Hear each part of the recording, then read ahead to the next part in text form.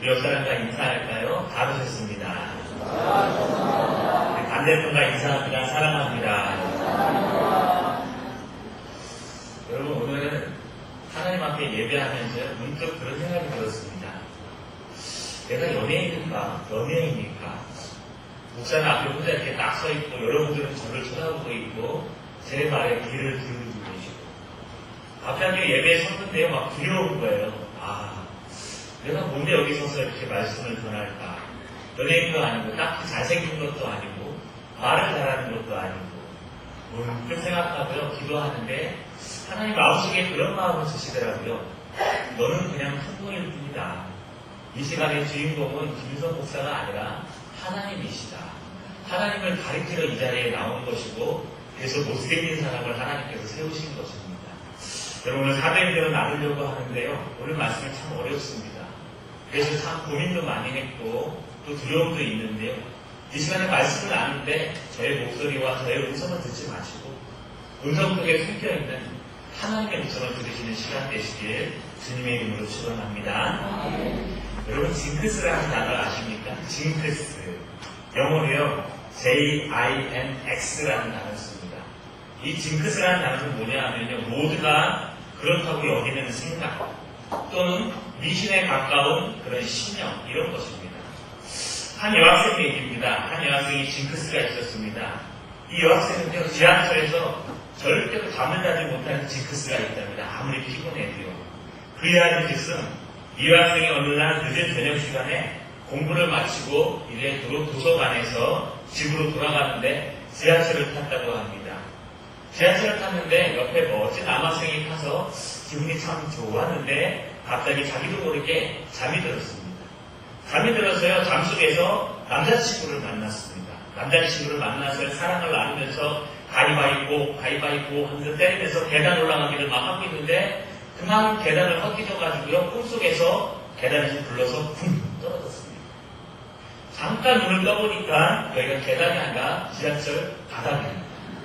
더 재밌는 것은 옆에 있던 남학생이 얼굴을 이렇게 치고 한 대 맞아가지고 이걸 어떡할까? 눈을 뜰까? 눈을 감을까? 잠자는 척을 할까? 다음 역에서 문이 열리면 잽싸게 도망가야지 하고 여러분 마음 먹고요, 이윽고 다음 역에 문이 탁 열리자마자 막 기어서 도망 나왔다고 합니다. 이 여학생에게 징크스가 하나 있는데요, 그것은 뭐냐 하면요, 지하철에서 절대로 잠을 못 잔답니다. 그럼 저도 징크스가 하나 있습니다. 저희 징크스는 뭐냐면요, 도서관에 가서 잠을 자지 못합니다. 아무리 피곤해도 절대 잠을 못 잡니다. 두 가지가 있는데요, 하나는요, 코를 잘 봅니다. 잠깐만 꼭박수하며 하면요, 옆에서 아저씨 그러고 깨웁니다. 근데 이거보다 더 치명적인 징크스가 있는데요, 뭐냐면 방귀 낍니다. 도서관에서 방구를 한두 번 깨워가지고 쫓겨난 적이 있습니다. 또 냄새는 왜 이렇게 큰지. 사람들이요, 막 도서관 창문을 열 정도로. 근데 저는요, 도서관에 가면 잠을 못 자죠. 차라리 집에서 공부합니다. 여러분, 사람들마다 징크스가 있습니다. 내가 이걸 하지 않으면 못하는 것들, 이걸 갖지 않으면 못하는 것들. 여러분, 이 징크스는요, 좋은 의미에서는 그것이 있으면 굉장히 큰 힘과 능력을 발휘하지만 내 생각대로 그것이 없다면요, 그 힘을 발휘하지 못할 때가 있는 것을 볼 수 있습니다. 그래서 징크스를 잘 사용하면, 현재 교회들이 징크스가 하나 있습니다. 그것이 뭐냐 하면요, 사도행전을 공부하고 연구하면서 초대교회로 돌아가자.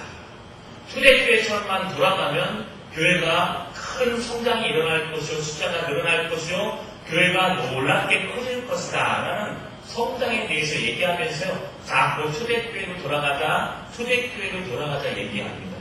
초대교회 역사가 어디에 기록되어 있을까요? 바로 사도행전에 기록되어 있습니다. 그런데요, 사도행전을 잘 살펴보면요, 여러분 꼭 그렇지 않습니다. 사도행전은요, 단회적인 사건이 많이 등장합니다.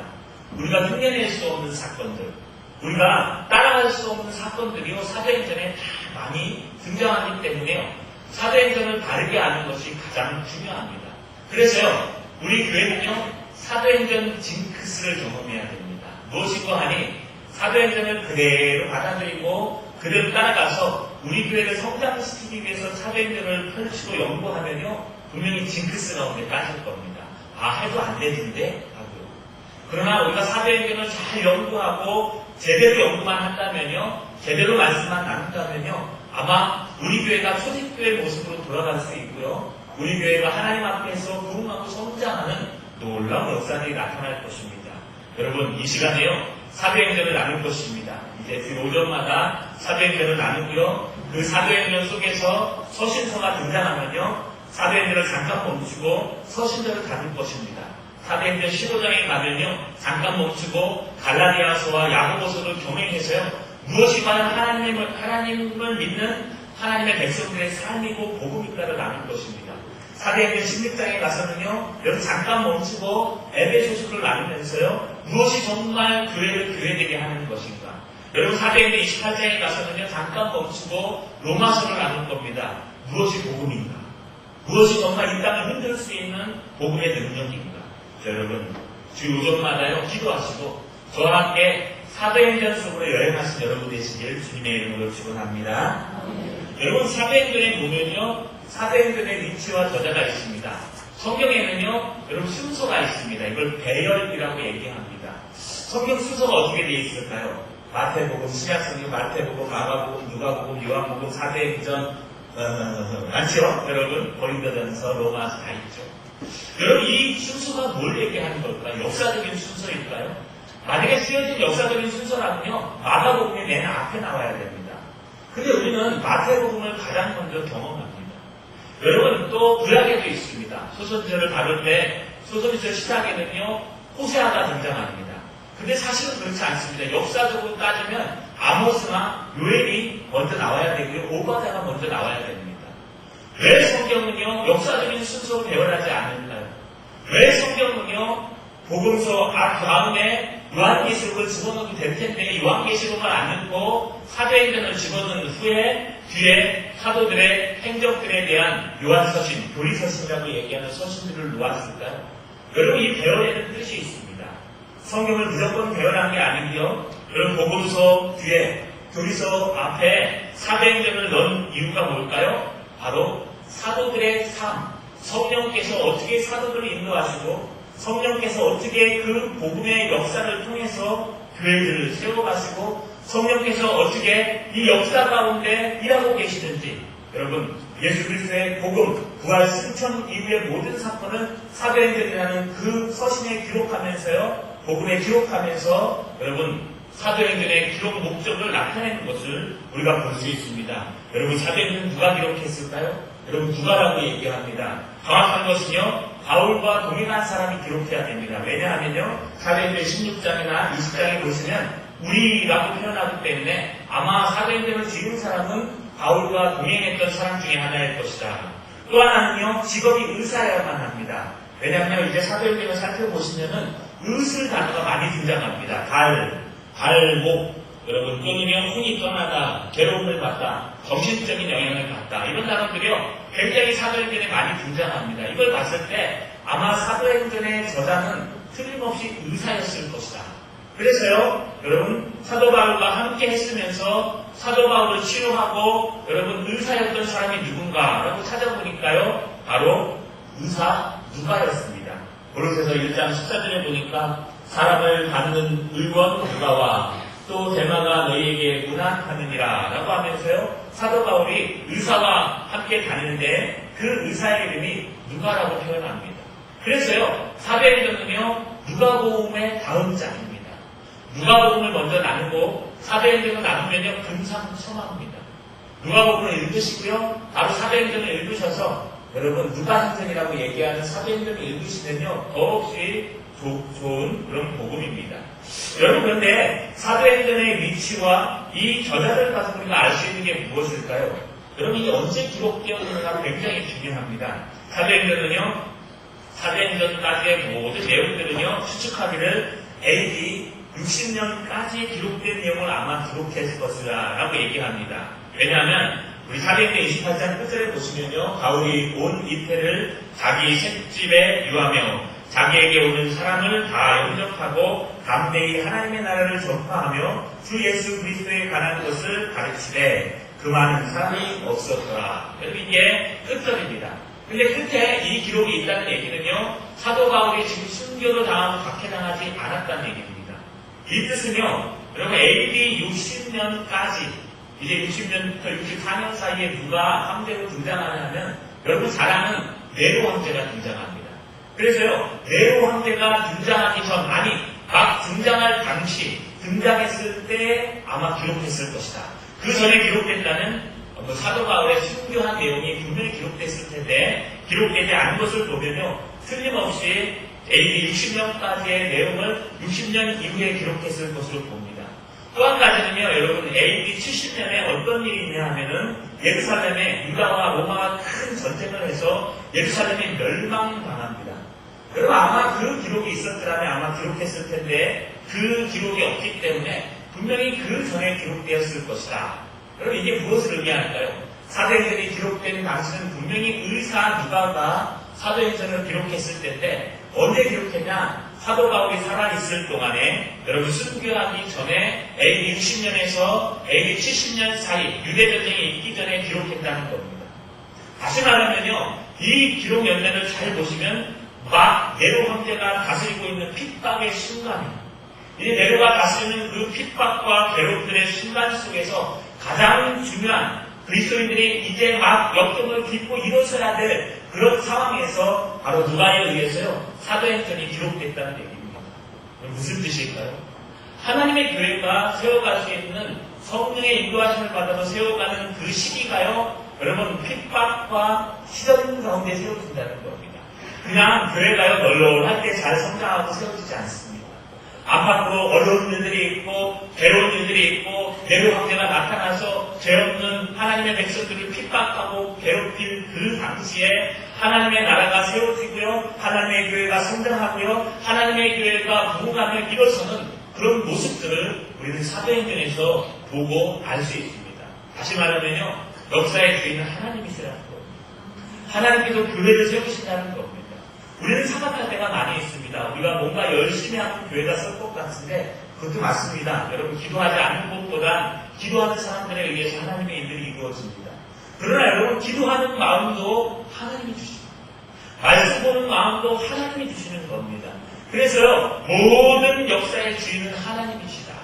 하나님께서 인도하시고 하나님께서 이끄신다. 이것이 바로 사도행전에서 얘기하는요, 사도행전의 줄거리 중에 하나입니다. 여러분의 역사의 주인은 누구십니까? 여러분의 가정, 내가 열심히 살면 뭔가 되겠지. 세상 사람들이 말하는 얘기입니다. 여러분, 그리스도인들은 다릅니다. 우리 그리스도인들은요, 열심히 사는 것 플러스 하나 더 필요한 게 있는데 뭐라고요? 성령의 인도하심. 하나님이라는 겁니다. 세상 사람들은 무엇을 얘기한다 그랬습니까? 우연이라는 말을 얘기합니다. 우연, 잘 타고 태어나야 된다. 부모님을 잘 만나야 된다. 또 친구를 잘 만나야 된다. 교수님을 잘 만나야 되고 사업하는 모든 대상자를 잘 만나야 된다. 그것을 우연이라고 얘기합니다. 그래서 내가 열심히 노력했더니 우연히 이렇게 좋은 사람을 만나서 사업에 성공할 수 있었습니다. 잘 됐습니다. 근데 그리스도인은 하나 더 있습니다. 그리스도인에는 우연이 없습니다. 그리스도인은요, 모든 생사화복과 모든 역사를 주관하신 분은 하나님이시기 때문에 우리에게는 우연이 있는 것이 아니라 하나님이 계십니다. 그래서 우리는 열심히 노력하고 우연히 만난 사람이 있으면 하나님이 보내주신 겁니다. 우리는 열심히 교회를 섬기고 교회가 성장하고 부흥하면요, 그건 하나님이 해주신 겁니다. 여러분 역사 가운데 우리가 주인 되지 말고 하나님이 여러분 역사 가운데 주인이신 것을 사도행전을 통해 발견하신 여러분 되시길 주님의 이름으로 축원합니다. 여러분, 사도행전을 왜 기록했을까요? 오늘 사도행전의 수신자는요, 데오빌로라는 사람이 등장합니다. 특별히 누가복음에 보면요, 누가복음 1장 1절에서 4절에 보면은 데오빌로 각하에게라고 표현합니다. 그런데요, 오늘 사도행전에 보시면은 데오빌로여라고 표현합니다. 여러분, 이 각하라는 단어가 그렇게 많은 사람에게 쓰이지 않았습니다. 베스도, 여러분, 이런 총독들에게 쓰이는 단어가 바로 각하라는 단어입니다. 여러분, 이 총독들은 어떤 사람인가 하니 지방 관리들인데요, 로마에서 승진하기 위해서 지방으로 보내면요, 우리가 소위 말하는 호봉수가 올라간다고 얘기합니다. 우리 선생님들을 하시는 분들은 아실 겁니다. 지방 그런 학교에 가면요, 저 지방 학교에 가면 호봉수가 승진하는데 호봉수가 두어 봉씩 올라갑니다. 그렇지 않습니까? 시내에서 아이들을 가르치면 그냥 한두 곳씩 올라가는데 지방에서 외딴 섬에서 가르치면 두어 곳씩 올라가서 빨리 승진할 수 있습니다. 여러분 로마 총독들 각하들도 똑같습니다. 로마에서 다스리다가 한 번쯤은 지방관으로 갔다 와야지만 로마 원로이나 중심에서요 아주 위대한 자리를 차지할 수 있습니다. 그래서 아무나 올 수 없고 두 가지 중에 하나에 오는데 하나는 빨리 승진하기 위해서 빨리 정권을 잡기 위해서 오는 사람이 있는가 하면 다른 사람들은요 여러분 폐역자금이 되어서 더 이상 갈 데가 없으면 지방 총독관으로 여러분 폐역시키는 경우가 있습니다. 데오빌러는요 폐역자금 같지는 않습니다. 예수와 함께 등장한 것을 보면은 데오빌러는 이 당시에요 로마의 아주 유명한 사람 중에 하나였습니다. 그런데 재미있는 것은요 데오빌러의 이름입니다. 여러분 데오빌러는 합성어입니다. 데오스라는 단어와 빌로스라는 단어의 합성어입니다. 여러분 데오스라는 단어는 뭐냐면 하나님이라는 뜻입니다. 신이라는 뜻이고요. 여러분 필로스라는 단어는요 필레오 할 때 쓰는 말과 똑같이 친구라는 얘기입니다. 그래서 하나님의 친구라는 뜻입니다. 데오빌러가 로마인인데요 과연 복음을 받았을까요? 제가 생각하기에는요 복음을 받고 나서 부모님이 이름 지어준 것 같지는 않습니다. 여러분 라틴어나 여러분 헬라어 원문으로 볼 때요 데오빌로라는 단어는요 하나님의 친구다 이런 뜻이기 때문에요 여러분 교만에서 지은 이름과 비슷합니다. 나는 하나님의 친구다. 하늘이 나를 친구 삼았다. 나는 하나님과 동등하는 사람이다. 또는요 하나님의 은혜 받는 사람이다 라고 번역할 수 있습니다. 거의 이렇게 건전한 번역은 아닙니다. 무슨 뜻일까요?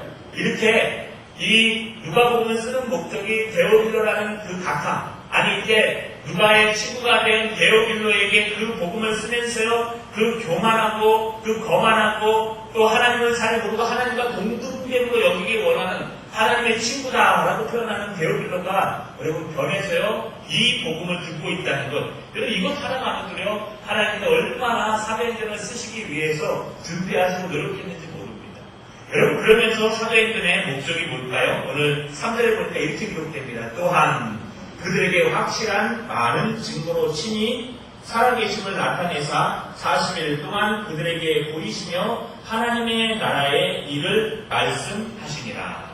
여러분 사도 바울을 통해서 여러분 또 누가를 통해서 사도행전이 기록되게 하시고 또 그 이유를 설명하시는 이유가 등장하는데 그것이 뭐냐면 하나님 나라의 일을 말씀하셨다는 겁니다.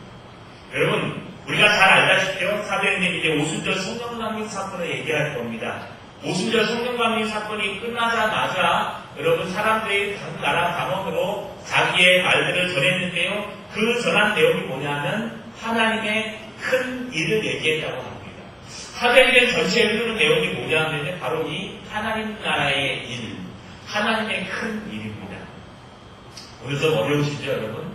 우리가 따라가다 보면요 이것을 알아야지만 뒤에 설명할 때 이해가 갑니다.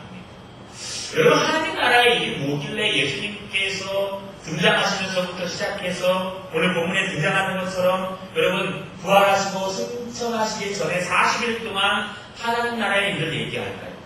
하나님 나라가 뭐길래 여러분 사도들이요 마가다락방에서 120분도가 성령의 충만함을 받고 각각 방언으로 떠드는 내용이 하나님 나라의 일, 하나님의 큰 일일까요? 여러분 우리는 하나님 나라에 대해서 좀 배울 필요가 있습니다. 이재철 목사님은요 사도행전 속으로라는 그 책 속에서 여러분 다니엘서부터 시작합니다. 비스리 머리라는 신학자들이요 하나님 나라의 일에 대해서 다니엘서를 들고 나옵니다. 다니엘서 2장 44절에 보니까 이렇게 기록되어 있습니다. 하늘에 하나님이 한 나라를 세우시리니 이것은 영원히 멸망하지도 떠나지도 않는 것이요 그 국권이 다 다른 백성에게로 돌아가지도 아니할 것이요 도리어 모든 나라를 쳐서 멸망시키고 영원히 설 것이라. 할렐루야. 여러분 다니엘이요 예수님 태어나기 600년 전에 성취자인데 분명히 이 땅에 메시아 그리스도가 오실 것인데 그분이 오면 이 땅에 영원히 멸망하지 않는 하늘나라, 하나님의 나라를 세울 것이라고 얘기합니다. 여러분 거짓말일까요? 예수님께서 이 땅에 오셔서 선포한 말씀 중에 마가복음 1장 15절에 보니까 때가 찼고 하나님의 나라가 가까이 왔으니 회개하고 복음을 받으라. 할렐루야. 여러분 여기 하나님의 나라가 한자로 얘기하면 천국이라는 뜻입니다. 천국은 언제 가는 겁니까? 믿음으로 가는 나라 하나님 나라. 돈으로도 못 가요. 맘착해도 못 가요. 여러분 천국은 언제 가는 걸까요? 여러분이 알고 있는 천국은요, 예수 그리스도를 믿는 사람들이 죽어서 가는 곳이 천국이라고 알고 있을 것입니다. 그런데 복음서에서 얘기하는 천국은요, 그것보다 더 넓습니다. 회개하라, 천국이 가까이 왔느니라. 때가 찼고 하나님의 나라가 가까이 왔으니 회개하고 복음을 믿으라. 여러분 여기 하나님의 나라, 천국은요, 이미 예수께서 이 땅에 가지고 내려오셨다고 말합니다. 여러분 이 하나님의 나라라는 그 천국이라는 개념이요, 우리가 죽으러 가는 천국은 완성된 천국이라고 말합니다. 여러분 천국의 특징이 뭘까요? 왜 천국일까요? 에라스무스는 이런 말을 했습니다. 예수가 없는 하나님의 나라는 나는 가지 않겠다. 차라리 예수가 지옥에 있으면 그곳에 나는 지옥과 예수를 따라서 지옥에 가겠다라고 얘기합니다. 이건 천국의 본질을 얘기해 주는 겁니다. 우리가 얘기하는 천국은 뭡니까? 황금 융단이 착 가는 천국입니까? 유리바닥 앞에 착 흐르는 게 천국입니까? 눈물도 괴로움도 없고 즐거움과 기쁨과 찬양만 있는 것이 천국일까요? 그것은 천국의 본질이 아닙니다. 우리 아이들한테 한번 천국을 물어보시죠. 야, 천국에 가면 뭐가 있을까? PC방이 있어요. 무료로 합니다. 24시간. 그래서요, 스타크래프트도 할 수 있고요, 피파도 할 수 있고, 얼마나 좋은지 모릅니다. 어른들한테 천국을 물어보면 뭐라고 대답할까요? 아유, 거기는 눈물도, 콧물도, 괴로움도 없고, 먹을 것이 많아서 돈 벌 일도 없고, 걱정도 없고, 그게 바로 천국이고 안식이란다. 우리 어르신들한테 천국을 물어보면 뭔지 아니까 안 아프면 됩니다. 무릎도 안 아프고, 허리도 안 아프고, 다리도 안 아프고, 이게 천국이라고 말합니다. 여러분 천국이 그런 곳일까요? 물론 그렇습니다. 그런 게 없진 않습니다. PC방은 없습니다. 여러분 그런데 천국은 무엇을 천국이라고 말할까요? 여러분 천국이라는 것은 뭐냐 하면요, 하나님께서 주인된 나라를 천국이라고 말합니다. 하나님의 나라의 가장 중요한 건 뭐냐면 누가 주인이냐는 겁니다. 하나님께서 주인된 곳이 바로 천국입니다. 그러니까요, 천국하는 특징, 가장 본질적인 특징은요, 여러분 PC방에 있는 것도 괴로움이 없는 것도 눈물이 없는 것도 아니라 정말 천국은 하나님이 계시는 곳이 천국입니다. 여러분 그 천국이 하늘에만 있는 것이 아닙니다. 예수님께서 성자 하나님이십니다. 그리고 누구든지 예수 그리스도를 주로 신하는 사람들에겐 그 안에 성령 하나님께서 함께 하신다고 했습니다. 그렇기 때문에 천국은 저 하늘에만 있는 것이 아니라 우리 가슴 속에 있는 것입니다. 예수님께서 이 얘기를 한 겁니다. 회개하라, 천국이 가까이 왔느니라. 너희가 마음으로 회개하고 하나님 말씀 앞에 돌아오면 너희 마음 속에 하나님의 천국이 이루어진다는 것입니다. 여러분 어떤 사람이 이 땅을 살아가면서 지옥을 살아갑니다. 눈을 뜨면 또 하루가 시작됐어. 눈을 뜨면 또 저 사람을 만나야 돼. 눈을 뜨면 내가 왜 이 환경 속에 살아야 되는데, 눈을 뜨면 오늘도 출근해야 되는가? 여러분 지옥 속에 살고 있지 않습니다. 눈을 뜨면요, 내 이 괴로움 속에서 이 문제를 어떻게 해결해야 되지? 이거 하나 해결하면 좋을 것 같은데 여러분 지옥 속에 살고 있지 않습니까? 그러면 지옥입니다. 근데 어떤 분들은 눈을 뜨면 즐겁습니다. 내 앞에 있는 모든 영병들 하나님이 나와 함께 하시는데, 눈을 뜨면 모든 것을 이길 수 있습니다. 주님께서 하시는데 뭐가 잘못된가? 뭐가 어렵겠어? 여러분 이것이 바로 우리 마음속에 이루어지는 천국입니다. 그래서 오늘 주님께서 뭐라고 말씀하십니까? 오늘 주님께서 하시는 말씀이 여러분 또한 그들에게 확실한 많은 증거로 친히 살아계심을 나타내서 40일 동안 그들에게 보이시며 하나님 나라의 일을 말씀하십니다. 너희가 천국 오면은 이런 유리바다가 있단다 그 얘기 아니다. 그 요한계시록에 등장한 요한에게 보여주신 겁니다. 너희가 천국 오면 유리바다가 있고 황금집이 있단다 이 얘기한 거 아닙니다. 너희가 앞으로 어떤 일을 해가야 되냐? 이 땅에 이미 예수 그리스도께서 천국을 갖고 오셨고 이미 오신 그 천국은 누가 누린다고요? 여러분 하나님의 말씀대로 사는 사람들, 하나님을 나의 주인으로 모시는 사람들은요 이 땅에서 천국을 누린다고 얘기합니다. 그래서요 세례 요한 이후에 천국을 침노를 당하나니 침노하는 자가 빼앗습니다. 할렐루야. 여러분 이 침노가 무슨 단어인지 아십니까? 침노는 깡패가 돈을 뺐을 때 쓰는 단어입니다. 깡패가 돈을 어떻게 뺐습니까? 돈 좀 주기 서로갖고 나오면 10원에 한 대씩. 여러분 이게 깡패의 모습입니까? 아닙니다. 폭력을 가해서 억지로라도 그걸 뺏어온다는 얘기입니다. 예수께서 가져오신 이 땅의 천국은요 바로 그런 것입니다. 찾는 사람들이 누릴 수 있다는 거예요. 예수 믿고 구원받으면요 누구나 다 천국 갑니다. 언젠가 죽으면요 예수님께서 우리를 부르십니다. 여러분 그 삶 사이에 우리는 어떻게 살아가야 될까요? 어떻게 천국을 그냥 바라보고만 살아야 될까요? 그렇지 않습니다. 우리가요 침노해야 됩니다. 우리가 사도행전을 통해서 천국의 침노로 되어야 됩니다. 어떻게 그 천국을 내 마음속에 일으키는가? 어떻게 그 천국을 사람들에게 빼앗기지 않을 수 있는가? 사단은요, 지금도 이 천국을 빼앗아가기 위해서 여러분들한테 어려운 환경을 주고, 어려운 사람들을 붙여주고, 난관을 주고, 교회 못 오게 하고, 기도하지 못하게 하고, 여러분 낙해하게 하고, 자결하게 하고, 쓰러지게 합니다. 사단은 지금도 여러분이 천국을 누리지 못하게 만듭니다. 그런데 중요한 것은요, 예수님께서 우리에게 천국을 주셨다는 겁니다. 여러분, 이 사도행전을 통해서 어떻게 우리가 이 땅에서 천국을 누리는가? 어떻게 우리가 이 땅을 살아가면서 하나님의 나라를 우리 심령 속으로 침례 받고 올 수 있는가?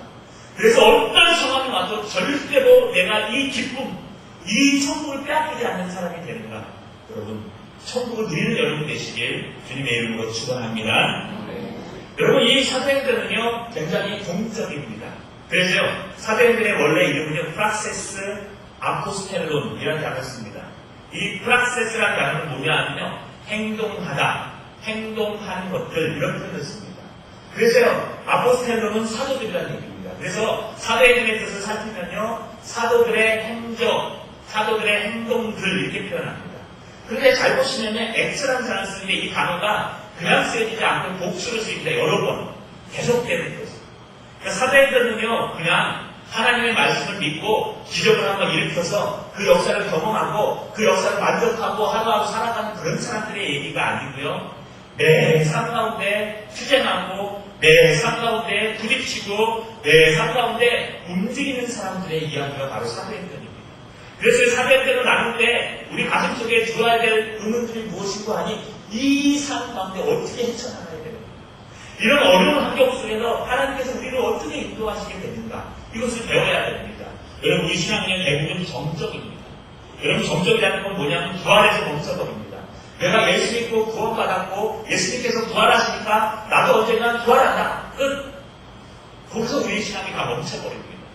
여러분, 그 이후에 하나님께서 우리를 어떻게 인도하시는가는 사도행전에 등장합니다.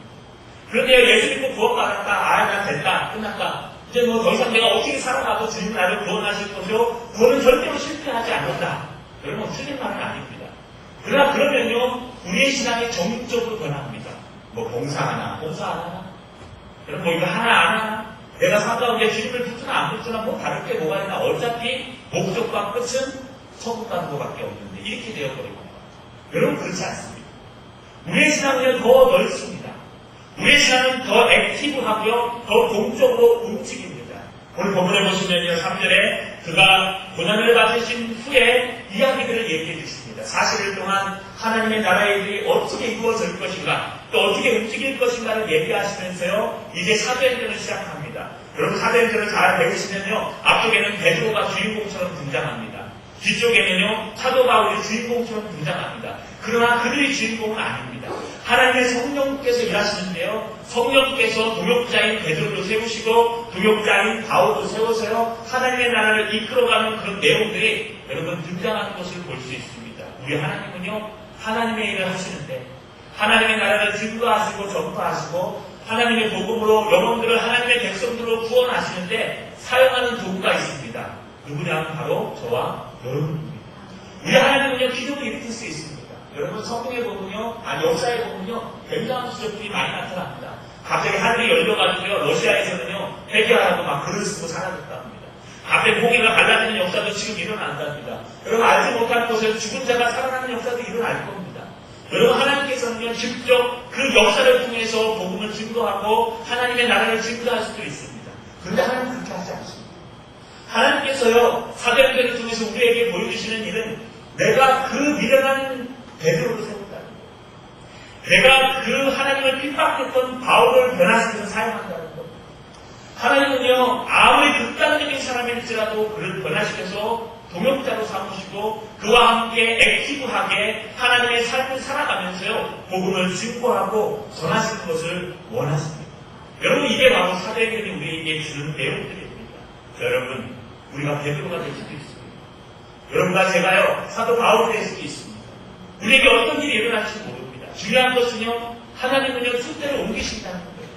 우리가 각오하고 준비하고 우리가 하나님 앞에 합당한 사람으로 하나님 앞에 매달리고 달려가면 틀림없이 하나님께서 여러분을 쓰시고 저를 사용할 것입니다. 그러나 하나님 앞에요, 너희가 조사오니 이대로가 조사오니 더 이상 건드리지 마십시오. 너 다시 하고 있으면요, 하나님은요, 여러분과 저 말고 다른 사람을 세우셔서 사용할 것입니다. 우리 하나님은 지금도요, 하나님 나라의 일을 두고 지금도 하나님의 구속사와 하나님 나라의 천국을 증거하는 그런 사건을 두고 사람을 세우고 계십니다. 여러분, 중요한 것은요, 우리가 그 안에 들어가냐 들어가지 않냐가 중요합니다. 여러분, 들어가고 싶지 않으십니까? 여러분, 하나님이 쓰이는 도구가 되고 싶지 않으십니까? 사는 것도 힘든데 하나님 일까지 하라고요? 그 목사님이 하는 게 그렇죠? 그렇지 않아요. 여러분, 왜 우리가 하나님의 도구가 돼야 될까요? 여러분, 우리 사도행전 5장 40절에서 41절에 읽으면 이렇습니다. 그들이 옳게 여겨 사도들을 불러들여 채찍질을 하며 예수의 이름으로 말하는 것을 금하고 놓으니 사도들은 그 이름을 위하여 능욕받는 일에 합당한 자로 여기심을 기뻐하면서 공의 앞을 떠나느라. 여러분, 왜 우리가 하나님의 일에 동참해야 될까요? 왜 우리가 하나님의 나라에 일에 동참하고 하나님의 동역자가 되어서 하나님의 큰 일을 우리 주위에 증거하고 보여주고 증인되는 삶을 살아야 될까요? 여러분, 성령께서 우리가 누구에게나 함께 하시는데 왜 우리가 이런 삶을 살고 내 삶 살기도 힘든데 이렇게 하나님의 일에 확신하며 하나님을 붙들어야 될까요? 여러분, 오늘 여기에 있습니다. 사도 바울은요, 능력을 당하고 채찍에 맞아서 쓰러지고 엎어지고 여러분 괴로워하면서도 나오면서 어떻게 했다고요? 기뻐하였더라. 미친 사람이 됩니다. 다시 말하면 하나님 앞에 미친 사람이 됩니다. 어떤 환경이 와도 하나님 때문에 기뻐할 수 있는 사람이 된다는 겁니다. 어떤 환란이 와도요, 예수 그리스도 때문에 내가 기뻐하고 즐거워하고 여러분 쾌감을 느끼고 하나님 은혜 가운데 살아갈 수 있는 천국을 누리는 백성이 된다는 것입니다. 여러분, 그냥 어려운데요, 꼭 끌려가서 가는 거 아닙니다. 우리가 하나님 앞에 달려가면요, 우리에게 은혜가 있고 기쁨이 있습니다. 우리가 하나님 앞에 달려가면요, 우리에게 천국이 임하게 되어 있습니다. 우리가 하나님 앞에 달려가면요, 역사의 주인 되신 하나님께서 틀림없이 우리를 사용하시고 여러분을 사용하시고 그 사용되는 사람들은요, 여러분 역사 가운데 남을 수도 있고요, 때로는 하나님께서 이 땅에서 감당할 수 없는 믿음을 주시기도 하고 때로는 이 땅에서 감당할 수 없는 신앙과 은혜를 주신다고 오늘 성경을 통해서 약속하는 것입니다. 자, 여러분, 말씀을 정리하겠습니다. 우리가 사도행전을 이제 살펴볼 겁니다.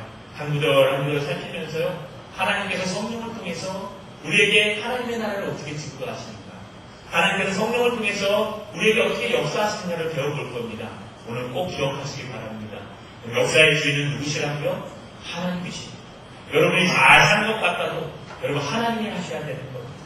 두 번째는요, 여러분 하나님께서 무엇을 관심을 두고 증거하고 계시냐고요? 바로 하나님의 나라입니다. 여러분이 고생하고 힘들어라, 예수 믿으면 이건 핍박을 당한다, 예수 믿으면 이렇게 고생하고 참고 마지막 죽는 날까지 견뎌야 된다, 그 얘기하는 거 아닙니다. 하나님께서는요, 여러분 한 사람 한 사람이 어떤 상황에서도 무너지지 않는 신앙을 가지고 어떤 상황에서도 하나님으로 만족하고 천국을 누릴 수 있는 천국의 신앙, 하나님 나라, 이미 오신 하나님 나라의 신앙을 갖기를 원합니다. 여러분, 그리고요, 거기서 멈추지 않고 이제 한 발 더 나가서 하나님의 동역자가 되었어요. 어떤 핍박과 환란이 올지라도 기뻐하고 즐거워하는 하나님의 일꾼, 하나님의 누구가 되기를 원하십니다. 자, 여러분, 오늘은 여러분 가슴 속에 있는 천국을 빼앗기지 마시고 천국을 빼앗아 오는 사람 되셨어요. 하나님의 나라를 누리신 여러분 되시길, 하나님의 동역자 되시길 주님의 이름으로 축원합니다. 기도하겠습니다.